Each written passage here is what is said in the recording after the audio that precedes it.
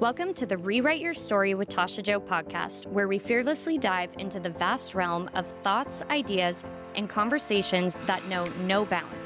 Buckle up and prepare for a wild ride as we venture into uncharted territories and explore the unexplored. On this journey, we leave no stone unturned and no topic untouched. Tune in, fasten your seatbelt, and prepare for a roller coaster ride through the vast expanse of human curiosity. Get ready to be amazed, enlightened, and entertained because on this podcast, there's only one rule. There are no rules. Hello, beautiful friends. Welcome back. On today's episode, I have a very special guest, my mom. And today's topic, we are going to be talking about grief and being a survivor of suicide. And I'll go ahead and welcome you on. Welcome, Wendy. Hello, everyone. And I'll let you start. Well, first of all, I just wanted to say that this isn't just my story. This is a story that belongs to a lot of people when they're faced with grief. And when and if that day ever happens to you, it, in my experience, I died that day Mm-hmm. and I didn't know how to navigate. And the pain and the heaviness, the broken heart, my heart being shattered into a million pieces, I didn't know, I can honestly say, I didn't know the meaning of grief until it hit me upside the head. Mm-hmm. And the way I described it, and I can only reflect back on my experience, is grief was so heavy that I felt like Godzilla was sitting on my chest. Yeah. And I couldn't move. I was paralyzed and pinned to the ground. And every day, from the first night I went to sleep after that tragic day of my son taking his life, I just wanted to wake up and feel better the next day. And then day 2 came, day 3, week 2, week 3, month 2, month 3. It was like the flu that would never go away. I was throwing up every day is what it felt like. And when you're challenged with something like this, not everybody's handed the tools Yeah. and the book on this is how you navigate. This is the timeline for grief. You start here and you're going to finish here. There is no starting point and there is no ending point. It's And different for everyone. yeah, and in the middle, it's just a bunch of scramble.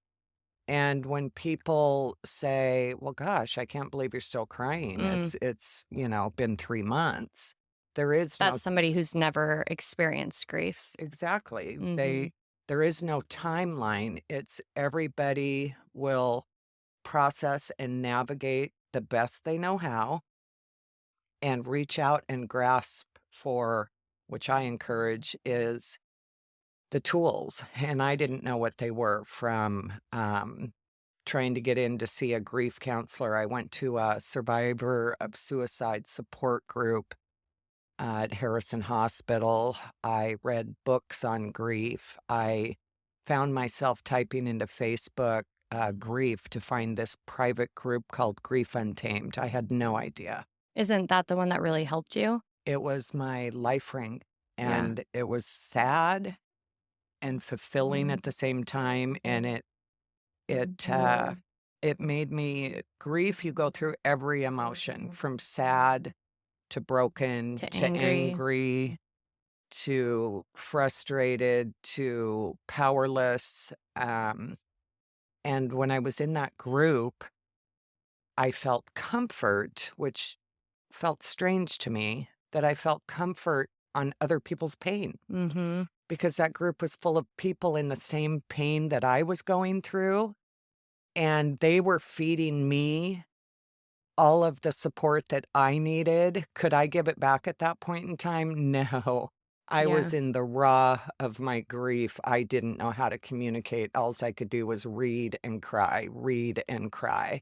Mm-hmm. And now I want to give back. I want to give back to those other people that were me Yeah. almost 6 years ago. that didn't know how to get out of bed in the morning to put on a pair of shoes or tie your shoelaces. The world stopped for me, and everybody else, just the rest of the world Kept on went going. on, and I couldn't figure out how. It just stopped for me. I was stuck. But the tools that I reached out for was I was devastated at the thought that I would feel like this for the rest of my life. I couldn't go on like that. I had you and Tiffany and my grandchildren. Mhm. I still had a life to live, and how could I continue on like this being that dark person that I was that couldn't pull Which makes out? me think of the shack. Absolutely, the sadness, the big gray sadness cloud that no matter where you walk around the house or in the yard or leave the house, this cloud is just following you, this darkness, and I can honestly say, and I'd like to share this. And it's been almost 6 years from now for me now, and I can tell you right now, I'm not grieving, I'm healing, and I'll continue to heal for the rest of my life. The Mhm. grieving part is the hard part, and that takes time. I'm on almost 6 years right now, and It's still an everyday thing. it still feels like yesterday, Mhm. and it probably always will, but I knew that I needed to find Wendy again. I needed to be Wendy again and live my life. I didn't leave this planet, my son did. And once you can accept the trauma and what happened, that's when you're going to start healing. Mhm. Until then, you're grieving and you'll continue to grieve. I actually also went and seen a grief counselor, and she said, Wendy, as I'm just crying, I cried for the first year you didn't see me without tears. I Mhm. couldn't stop the flow. And she says, Wendy, I know you don't believe this right now, but you're doing a really good job on your grieving. She says, because you're allowing yourself to grieve and you're releasing Mhm. all that grief from your body. People that hold it in and don't allow themselves to grieve are the ones that I see 20 years later and I'm putting them on Prozac because Yep. they don't know how to handle, because they didn't take the time to deal with the trauma. Yeah. So, what would you say was that moment for you? I mean, obviously it was, and it still continues to be, but was it the Facebook group? Was it watching The Shack? What moment was it for you where, you know? Where I could say that I was starting to heal and not Yeah. grieving. Yeah. Um, there's just so many factors in that. Once again, there's no timeline of that it went A, B, C, D, E, No. F, G.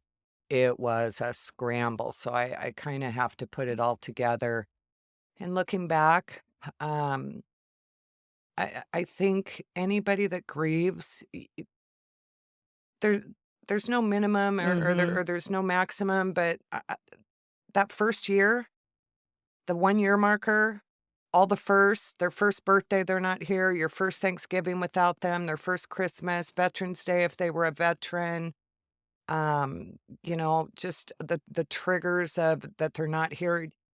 You've gotta get all the through all those firsts in the first year, and I remember it being the 1 year anniversary, and you had actually invited me to go to the beach or something that Oh, day, yeah.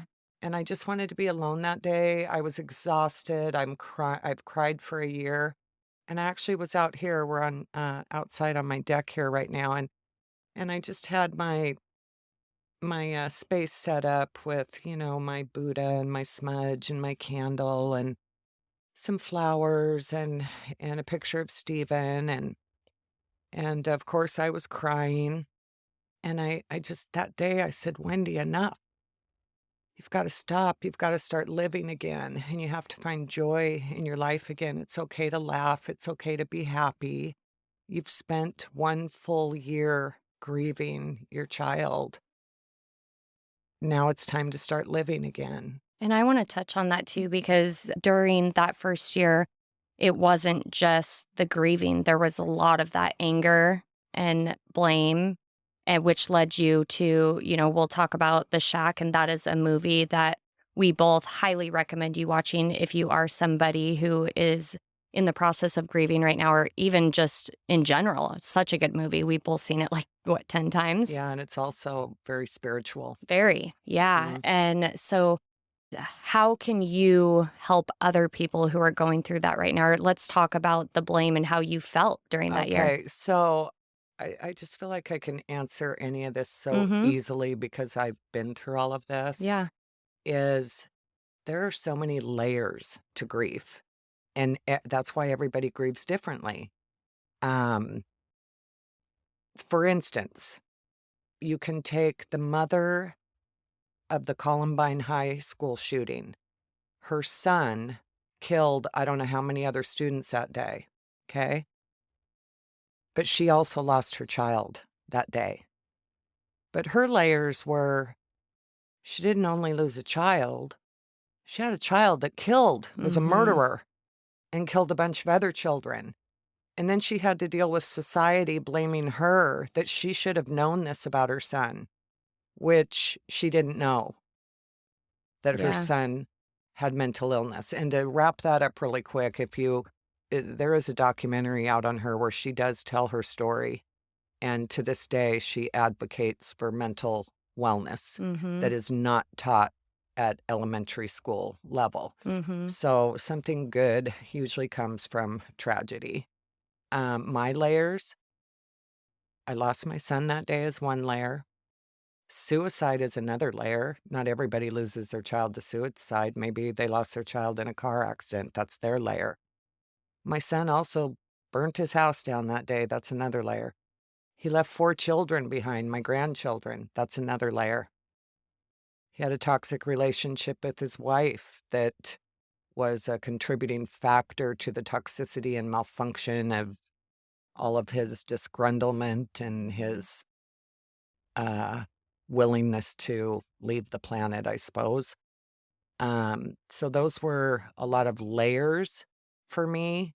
Which he vented to you about all their relationship problems and stuff. Absolutely, but, Mhm. that particular morning, my son had called me, and he had been calling me every day, wants to vent about his wife, and, it was 9 AM, and I picked up the phone, and I'm like, "Hey, Stephen," and I was sleeping that day, and I normally get up at 5, but I must have stayed up late that night, and I was like Stephen's like, "Mom, I need to vent," and I said, "Oh, Stephen, I really don't wanna hear about your wife problems today." He said, "Okay, love you, goodbye." And I thought, "Wow, that was easy," because, Normally, he wouldn't let you oh, off the no, my phone. son would never let me off the phone, but mom." I just thought, "Wow, that was easy," and I went back to sleep, and then, I got up and was having coffee, and I think it was, a little afternoon, and I thought to myself, "Oh, mental note, I need to call Steven." I didn't listen to him this morning, and I need to call him, and it was probably within 10 minutes of that thought, a text came through to me from my son basically telling me goodbye and being his mom and intuition and my inner psychic abilities, what I have, I knew. I Mhm. I knew it was happening. Mhm. And I put out the SOS, as you know, to the family, and we went through the most traumatizing day of our life. And so getting back to where I was answering your question, the layers. That particular phone call, the guilt. So you can say guilt, anger, Mhm. sadness, guilt. I didn't take his phone call that day. Could I have saved him? What if I had talked to him that morning? I had to internalize that and live with that. I can honestly say to this day, I know that I could not have saved him. Mhm. I do know that. And that is part of my healing. Yeah.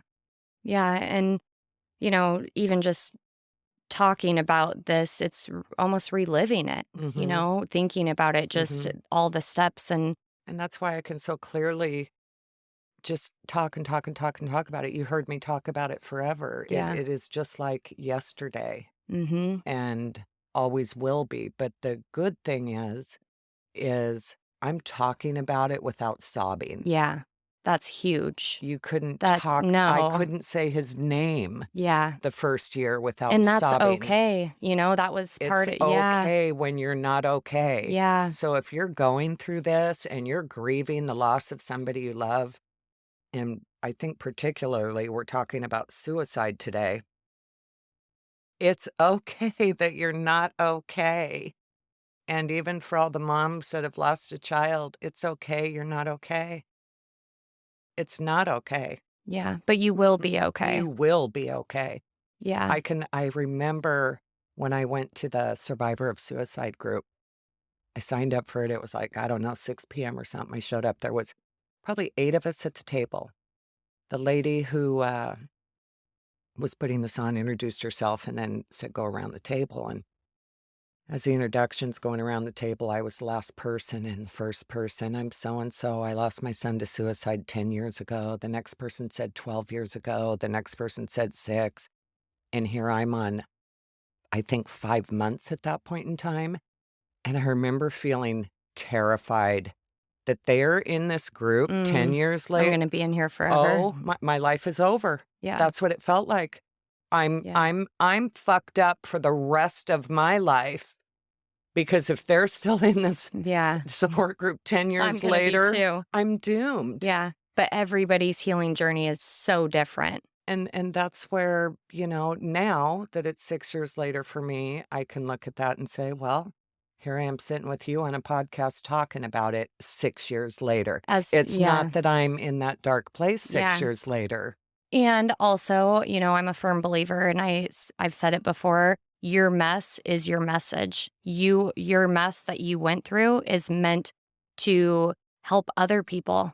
Like us doing this podcast, there are probably so many people out there we don't know. And I've always said, even if my podcast reach one person that helps or changes their life, it's worth it. Yeah. Yeah. And let's go back to you said anger. Yeah. So I have experienced the anger, but the 99.9% of me says, how could I possibly be angry at my son who had mental illness, who was a 100% disabled vet for mental illness? How could I possibly be angry at my son who was sick? Mhm. And I never like to use the word that he committed suicide. Yeah. Felons commit. Yes. He didn't commit He didn't anything. commit anything. He died by suicide. Whether Mhm. somebody dies by cancer or they die by suicide, there are people out there that condone suicide as being a selfish act. Yeah.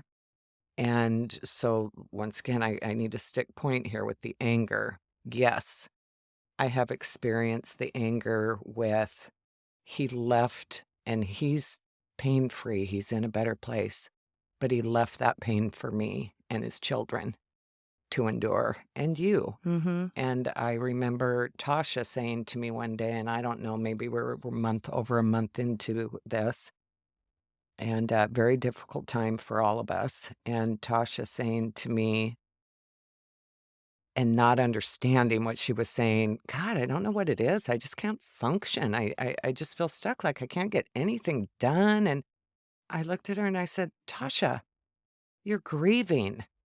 Yeah. We don't understand what grief does to Well, us. at first, you can be numb and Yeah. then it hits you. There's different But processes it's and hard yeah. understanding it. Didn't you feel you had a hard time understanding what was Yeah. Oh, happening yeah. to you? Yeah. I remember days I would come home and just lay on my living room floor thinking about those days. I can picture it. I can feel that feeling. It was just this like emptiness, numbness.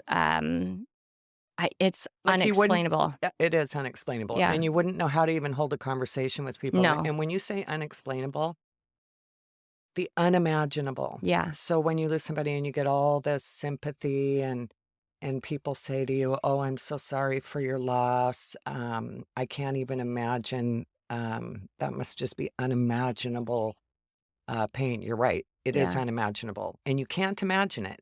There's in your wildest dreams, you cannot put yourself in my shoes and try to imagine the depth of this pain, whether and I'm really reaching out to moms who have lost a child, period, on this.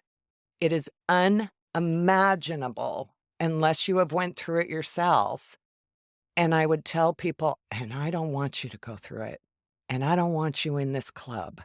It's an unwanted journey, and it's a club you become a part of that you don't wanna be in, but you're there, and you have to learn to accept it, and once you can accept it, it becomes part of you for life."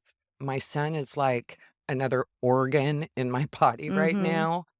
That grief of losing him, he is just another organ in my body that I will live with the rest of my life, and I do know, and there's so many quotes out there, even from Johnny Cash, grief, once you enter, you'll never come out the same person, Yeah. and your life does change that day. My husband describes me, because we can talk about it now, and we always will.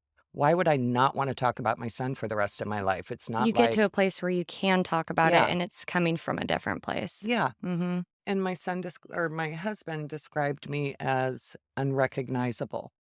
I don't know what that looks like. I just know what I went through and what I was going through, and it was frightening. I Mhm. was scared. That was another emotion. I was scared to death. I was frightened. Scared of what? That I couldn't pull out of this, Mm. and it was That was so your life for that Godzilla sitting on me, how can ever get rid of I it. just thought, "Is my life over? Am I done?" It was Yeah. frightening. Yeah. I went through that emotion as well. I hope I'm explaining some of this darkness and sadness in a way Well, that you're explaining your experience, what yeah, that was like for you and yes. what helped you and so again, Talk everybody's about journey. it. Yeah, talk Talk about about it. it. Mhm. Talk about it. And then I also reached out in this virtual support group, and I put out an SOS specifically to survivors of suicide on behalf of my grandchildren. Because not only was I carrying all this grief, a huge portion of my grief was my pain and sadness for my grandchildren.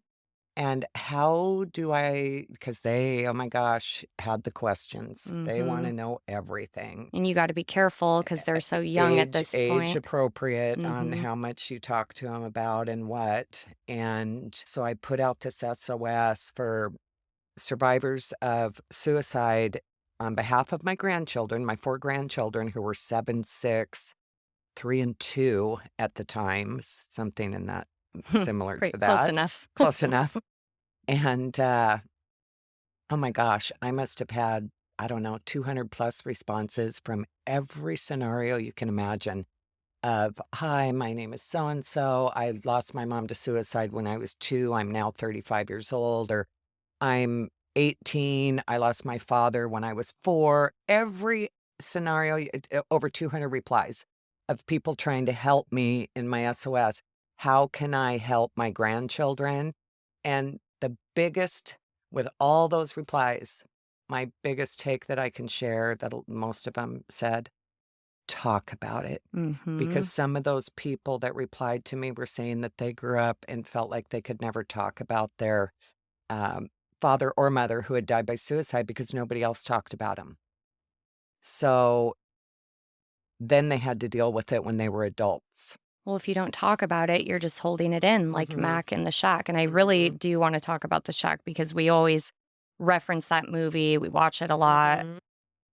How do I even start with that? I don't wanna give away the movie for those of you who haven't seen it, but How about why did we even watch The Shack? let's start there. Yeah, you Okay, lead that one. so I'm grieving and, I'd pace from room to room and oh gosh, I mean, the spiritual, Tashi could help me with this on all the things that were happening on his All the the signs, yeah. signs, communication Well, because yeah, after he was death. coming through hot He because was coming through hel he was hot. trying to get your He attention. was trying to get my attention, and on one particular day, and this is one of many that he communicated with me in one way or another, I s I said to myself, "Oh my gosh," 'cause I had PTSD.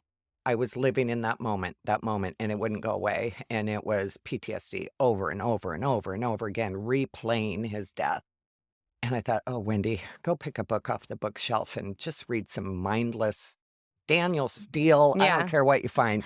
Read something that takes your mind off of Yeah. Stephen's death. So I go to the book, and I had tons of books on the bookshelf, and I just kind of scrolled my finger and I seen one that said The Shack, and I pulled it off the shelf and I said, all right, this one looks good. So I opened And why did you have just a random book? You never bought that book intentionally, I, probably just buying books from Goodwill or got them. exactly, Yeah. Yeah. exactly. I Yeah. had no idea what it was sitting on my bookshelf Yeah. amongst many others. Wild. And so I grab this book and I go get comfy on the bed and open up the book and start reading it. And next thing you know, my heart is just sinking like, what the heck am I reading? And as soon as I read chapter 1, it was all about the main character is called Mac, and I won't give away the book or the movie either, but he has the great sadness cloud over his head. So I'm like, "You've got to be kidding me. I'm really reading about somebody with a sad cloud over Mhm. their head? Because Mhm. that cloud's over my head." Chapter 4, God on the Dock is the name of the chapter. Oh my gosh. I could only imagine reading that and just knowing. Yeah. And my son, that is where he took his life, sitting on a dock. And I knew that, and so the moral, let's And then say, oh, go ahead. the moral Mhm. of the book, the movie, and there I was could just gonna touch on that too. there could be a few takes on that, but for me, what I resonated with, forgiveness. Yep. And I really believe that that's what Stephen was prompting me to forgive. And I was angry at his wife. And it took me a long time to forgive my son's wife, that this wasn't her fault, but that's how I felt. And she would be the first to admit too, she didn't handle things well in how she reacted as well, She was also grieving and and differently. indifferently. And so, yeah, we had a huge barrier between the two of us. So I feel that my son prompted me to read that book. So now go Absolutely. ahead, Tosh, on the Yeah, shack, what you want to so I say. will say this, and I say I don't want to give it away, but however, so in the shack, this family, they lose their little girl. And the whole point of the movie is Mac has got so much anger. How could somebody murder a child? And, he just, yeah, he was like, there's no way I could never forgive this person. And Well, and he also couldn't function. yeah, We're talking about whether or not you can find joy in your life again. He had a wife and 2 other children, mm-hmm. and it was not a functioning household after he lost one of his Mhm. children. Yeah, and it's just every time I watch it, I take more and more away from it. Even last night, you could tell I was Yeah. so just like, "Oh my We god." watched it again last night. Tasha says, Yeah. "How many times have you watched us?" I said, "I don't know, I would 5." watch it 10 more. And I would watch it again tonight. Yeah, Like you because say, every time. there's the messages and the way they relay everything pertaining to God, source. They just break it down, Universe, universe, the way they break it I down. am. Yes, it's just so, so good. You have to watch it whether you're grieving or not. It helps you. I take so much away from it and apply it to all areas of my life, not just grief. Well, another thing, and I'm perfectly okay to share this, I have always been very spiritual and became even more spiritual beyond my wildest dreams after my son passed, because that's when things That's when the door really, opened for me too. really became evident on what was happening. And there's a lot of people that, Christians, and there's all different religions, and a lot of people, pray to God every day and, dear God, this and that, and thank you, Lord Jesus. And I can honestly say, and I don't mean this in a negative way, but this is how I felt. I don't have a relationship with God. I don't have a relationship when I say, dear Lord Jesus. I have never felt connected when I tried, and I have tried. I grew up in the Lutheran church. I took my children to Crosby Chapel, non-denominational church.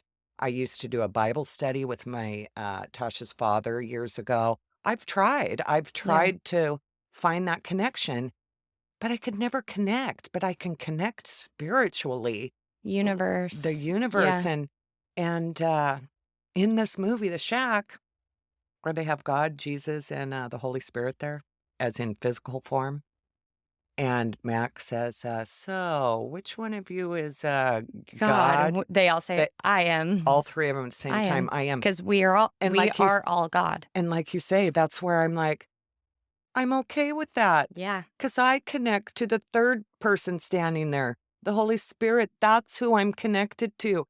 That's who I pray to, if you will." And that's the problem with, why I just did that episode on religion and spirituality, because leave it to me. That's what my podcast is all about. Talk about the stuff that people don't want to talk about or just the divide it causes. We all believe in the same thing. It's just religion has caused a divide. And again, to me, it's a set of rules you're following.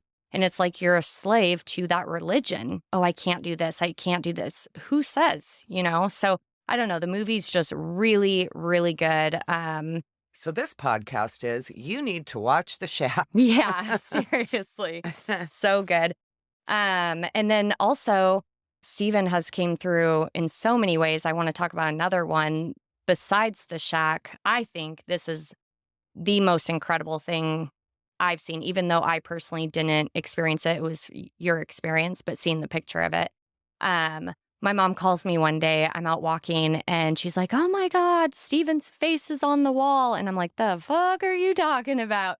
And she goes, his face is on the wall. And so she took a picture, and my brother was highly intelligent, very smart. So he always finds like the craziest ways to come through and let us know he's here. But he literally created his face from the sunlight up on the wall, like ceiling wall. Was it like the ceiling? Use the reflection of the sunlight. The curtains are shut, but just through there. And I will definitely have to, I wish we were on a live podcast and could yeah, show you show. this picture. I'll do a post and He's I'll in a like send it. book. That Yes. picture's in a book. An Yeah. author Reached out to you reached out to and me. said, "This is a pure example of the afterlife making contact." The best one he had ever seen, and Yeah. asked me if he could put And I that. bought you that book. I ordered it Yeah. and bought it, and you highlighted it. And it's Cyrus Kirkpatrick. He writes books on the Life afterlife, after death. life after Yeah. death. And there's a chapter in there and with the image. And yeah, spirit communicates with us in so many different ways. And I really tell people to slow down and pay attention, because we live in this fast paced world and go, go, go. But I mean, it's right in front of our faces all the time. Why don't you talk about a couple of ways that he's came through besides that? It's whether or not you're paying attention, and for me, and it's different for everyone. For me, every time I'm with my grandkids, it's a single seagull, Mm-hmm. and he'll literally land, 1 foot from our picnic to say I'm here. It's not 2 seagulls, it's always 1. I find dimes in random places. The least place, where did that dime come from? I didn't leave that there. I opened up my food pantry one day and there was a dime there. I have a little dish of dimes that I just put them in the little dish, and every time I see the dime, I'm like, "Oh, hi, Steven." I just say hi to him. The water bottle or the tears? That comes from the shack. The spirit collects tears, and you'll have to watch the movie to see that. But when I was crying early on in raw stages of grief, my 5-year-old grandson was here at the time, and he handed me an empty water bottle, and he said, "Here, Grandma, you can keep your tears in this bottle." And you're like, "Where did you Uh, watch The Shack?" Did you watch The Shack, Emmett? He looks at me like, huh? And I'm like, okay, Steven is now going, I'm going to get through to you one way or Yeah. another, Mom. I'm going to prove to you that I'm the one who told you to watch The Shack by Mhm. coming through to Emmett handing you Because this our water minds bottle. wanna be like, like How you much did. proof do you need? Yeah. Steven has also came through to me twice with particular songs. And this one, I would go to Tokeland all year long. It's my favorite place down at the ocean where all the seagulls are, and the beach, and it's just a great healing place for me. And I was on one of my drives home, and it was 3 hours down, 3 hours back, and I did it every week all summer long, and I was grieving. A few times I had to pull over because my tears would affect being able to see the road while I was driving. And, one of my trips home, I couldn't get this verse out of my head. "It's hard to die when all the birds are singing in the sky," and it was driving me nuts. And So when I got home, I'm Googling, what is that song that has the verse in it that says, "It's hard to die when all the birds are singing in the sky"? And sure enough, the song came up. This is a song that I used to dance to in the '70s. It was just a fun hip hop, fun song, hippie to dance to in the '70s. Well, the video is with it. And lo and behold, is that what I say? It's a song on suicide. And you guys, Mhm. most of you will know this song, Seasons in the Sun. We had joy, we had fun, we had seasons Mhm. in the sun. And that is a song on suicide. You could watch the video, and that was my son coming through to me again through lyrics of a song. Gardening, smelling cigarette smoke, Yeah. the, flower when it's dead. I mean, Oh, she's gotten a so many. random yellow sunflower just bloomed in one of my dead gardens that I had never planted. And these are things that spirit can do. They can send you flowers if you're paying Yeah, or the attention. hearts in the snow. Oh, I know. That one was, I mean, because our logical minds wanna say, "How did that happen? There are no tracks, da, da, da," but that's not up to us. Like, spirit can communicate in so many different ways. Literally, no tracks, and then there's, like, 2 hearts intertwined. When was that? Just Was this winter. Yeah, but was W- it uh, on a specific day or On my anything? Oh, anniversary. yeah, yep, letting you Mhm. know, "Hey, mom, happy anniversary." Yes. So I took pictures of this and, people my cousin Janice, she says, "How did you do that, Wendy?" I said, "Really? You really think I'm going out there in the cold and I'm gonna draw 2 hearts in the snow?" I said, "Besides, where's my footprints?" Yeah, And yeah. she goes, "Well, I don't know, you are pretty creative." Uh, No, I didn't do that. I was just when I see stuff like that now, I just have to take pictures of it and send it to yeah, people and show them as if I'm trying to prove to some of these people that, "Don't you understand that they're there? That they are here with yeah. I us?" think I want to emphasize on something too. And I mean, for those of you listening who haven't listened to previous episodes, because I have kind of touched on this a little bit, but, you know, manifesting and everything comes down to the feeling when, especially spirit will come through when you're putting that feeling out that you just need them at that time. You Yeah. are like really Yes. hurting. And that was that's when I learned what manifesting was. We know all these words and whatnot, but I never truly knew the definition of manifesting until I manifested something unintentionally with the medium, and I did talk about that recently where I was grieving and I was crying and just saying, I just want to talk to a medium like in Ghost. And then I got home that night, my phone rings and a medium reached out to me. I'd emailed her weeks before, just, hey, my name's Tasha, and contact me. And she just says, I'm booked out, but for some reason, my computer froze, my head started pounding. I knew I needed to reach out to you. And then she just starts saying all this stuff, and I'm like slowly walking around. And then I knew in that moment, I had a tear run down my cheek. I knew Steven was talking to me. It's just stuff that nobody knew anything. And mediums are expensive and didn't charge me. I got off the phone and I was like, how the fuck am I going to tell people I just talked to my brother? This was the beginning of my journey too. And it wasn't until I had told a friend and she was like, oh my God, Tosh, you manifested that. And I'm like, what? What does that mean? Because I put that feeling out there. It's all vibrations. I was like, I'm hurting. I just want this to stop. And then that came through. And that's when my healing started getting better. Well, it's even when that image of his face on my wall, you said to me, "Oh my gosh, mom, thank God you took a picture I because know. people think you were Yeah. off your And rocker." at the end of the day, though, too, it doesn't matter if people believe you or not. It No, doesn't matter no. what they think. We're all on our own journey and it will happen for them. I mean, even as much as I'm the person, as you've witnessed on my journey, like just wanting to tell everybody everything. But until you have these experiences, you can hear things, read things, but it's the experiences that have taught me the most for sure. And another thing I want to touch on that more than likely, and even being in my grief done tame, when I would bring my hurts and pains to that group, and and they would share with me, and all of a sudden, okay, everything I just said is validated because all these people are saying Mhm. they went through it themselves. So, Mhm. and that's where the comfort comes from because you're feeling so all alone with these pains in so many different areas. And then when you're in a support group and you can see that, oh, okay, I'm not going crazy. This is Yeah. normal to feel Yeah. this way.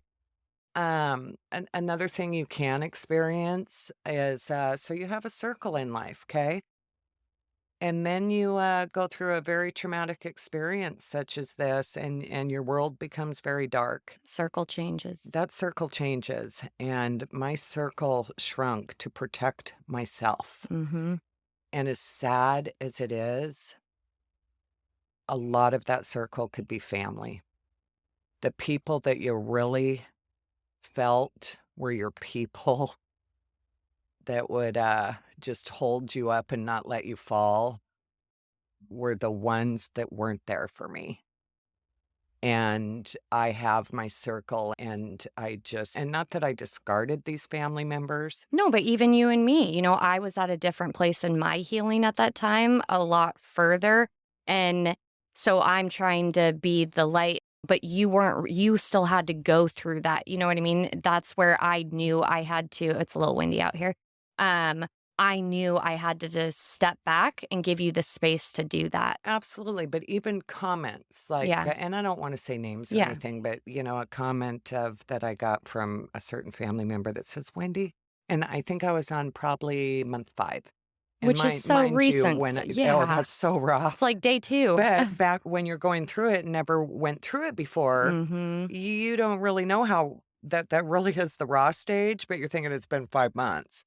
And for people that haven't been through this, so one of these people that I'm referencing says to me, "Wendy, I thought you were stronger than that." Mm. Like, "Really? Mm. It's been 5 months and you're still crying?" Like, Yeah. "Yeah, I don't really." It actually Nobody. told me, "I I just don't wanna be around it." I was actually told, "I don't wanna be around you because all you do is cry."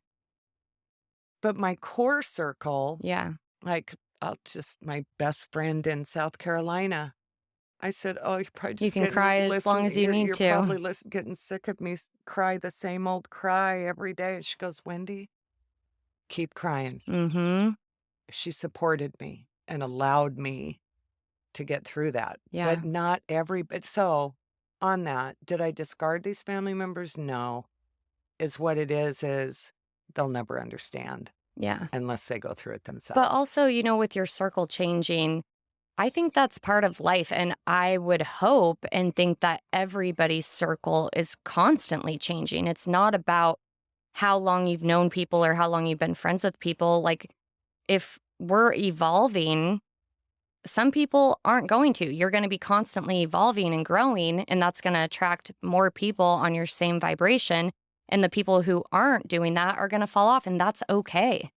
I mean, look at my journey the last 4.5 years, and I've always been somebody with a large circle of friends. And you've seen my circle. I'm still friends with everybody, but my tight knit circle, Yeah. it changes. And I think that's a good thing. You start discovering and realizing who your people are, your tribe. Yeah, find your tribe and love them hard. Hey, I wanna throw out there that, I personally, and probably Tasha too, could talk about this subject alone for 10 Oh, hours, yeah. literally. And I was talking with Tasha with her business at Mystic Movement, and they put on a lot of different, healing events, and I've mentioned a few times to her that, I'd be willing to host a support group for. See, I'm kind of with Survivors my or layer of survivors of suicide, but also fall into, losing a child, um, just losing anybody in grief, but general. and we talked about that earlier. So when I, first was reaching out for help myself, I had, Mhm. I'm looking up all these support groups and I contacts, and I'd make the phone call or send the email, and I had this one lady call me back and told me that I wouldn't be a good fit in their support group Mm. because they had basically grieving people who had lost loved ones. Maybe they lost their mother or their grandmother or a child or whatnot, but they were grieving. So those layers. Me having such a traumatic with all these layers of suicide and the burning of the house and stuff like that. Yeah, it's I different. was not a good fit into that group for So support. suicide just So I went to the survivor of suicide support yeah. group. So if anybody out there has any desire to have Mystic put on a support group for Or for people who are suicidal even to attend these, you absolutely. know? Yeah. I think it's much needed and Anybody that's suicidal needs to know how much they're loved. yeah. And I think anybody that can leave this planet by choice of suicide honestly does not feel they are loved. Mhm. Yeah. And they, Jeez. once again, it's them that don't feel they're loved because Yeah. they're very loved. Yeah. Yeah. Again, we could talk about this all day long. So we'll go ahead and wrap this episode up. Definitely reach out, let us know. We'll do a post and I'll post on Instagram the picture and the signs that in the ways that my brothers came through.